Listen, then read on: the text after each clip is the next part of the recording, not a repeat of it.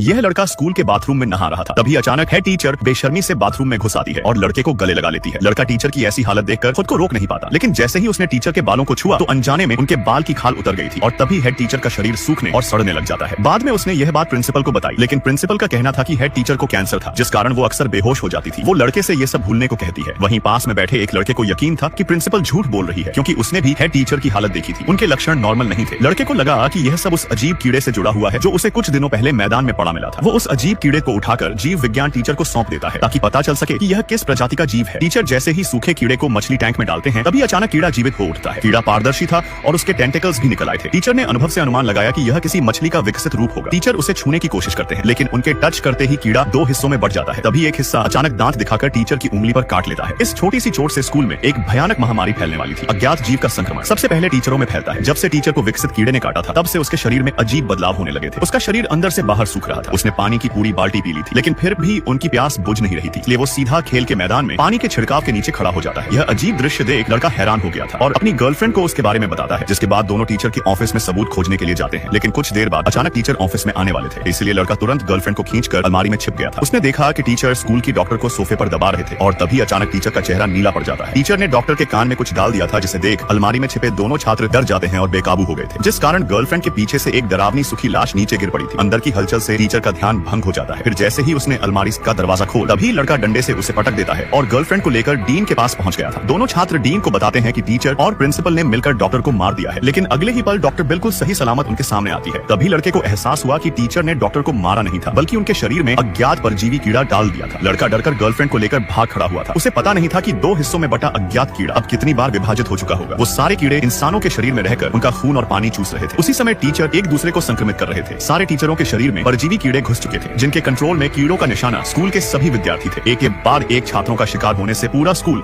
अजीबोगरीब नजारों से भर गया था। संक्रमित लोगों को प्यास लगती है, शरीर सूखने लगता है और दिन भर पानी पीने के बावजूद जब उनकी प्यास नहीं बुझती तो वो गुस्से में पागल हो जाते थे। पानी न मिलने पर वो दूसरों का खून पीकर जी सकते थे। इस संक्रमण को रोकने के लिए लड़का छात्रों को लैब के अंदर लेकर आता है, लेकिन मछली टैंक में कीड़ों की मां गायब थी। तभी अचानक लैब में टीचर आते हैं और हमला करने लगे थे। लड़के के दोस्त ने जब टीचर की उंगलियां काटी तो कटी उंगलियां अपने आप चलने लगी थी। लड़के ने टीचर पर जब शैम्पू से भरी परखनली से हमला किया तो टीचर मर चुका था। फिर जांच करने पर पता चला कि शैम्पू के केमिकल से इन राक्षस कीड़ों को खत्म किया जा सकता है, लेकिन कीड़ों की मां के खत्म होने पर ही इनका संक्रमण रुक सकता था। और कीड़ों की मां डीन के शरीर में थी, इसलिए सारे बच्चे मिलकर डीन को फंसाने की कोशिश करते हैं, लेकिन डीन के शरीर में कीड़ों की मां नहीं थी, क्योंकि उसे खत्म करने पर संक्रमण रुक नहीं रहा था। सारे लोग राक्षस बनते जा रहे थे। तभी एक टीचर पूरी तरह से राक्षस में बदल चुकी थी और उन दोनों छात्रों का पीछा करने लगी थी। फिर जैसे ही राक्षस हमला करने आता है, तभी लड़के ने राक्षस पर शैम्पू डाल दिया था, जिससे कीड़ों की मां मर जाती है और उसके लार्वा भी खत्म हो जाते हैं। 1 महीने बाद सब कुछ सामान्य हो चुका था, लेकिन कुछ लार्वा कीड़े अभी भी जिंदा थे।